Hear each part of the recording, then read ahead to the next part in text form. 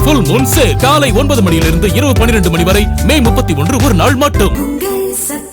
தாவேக ஆட்சி அமைக்க உதவிய IUML கட்சியுடனான உறவு 50 ஆண்டுகளை கடந்து நீடிக்க வேண்டும் என அமைச்சர் கீர்த்தனா விருப்பம் தெரிவித்தார். சிவகாசியில் பக்ரீத் வாழ்த்து தெரிவிக்கும் நிகழ்வில் அமைச்சர் அவ்வாறு பேசியுள்ளார். அதை பார்க்கலாம்.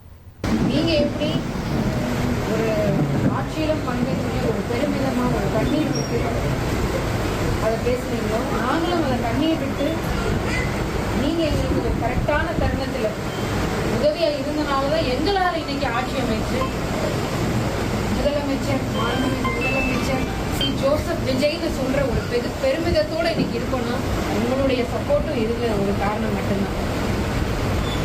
இதே இந்த உறவு கடைசி வரை நீடிச்சு ஒரு 50 வருடம் 100 வருடம் நிலைச்சு இருக்கணும்ன்றதுதான் என்னுடைய வேண்டுகோள்.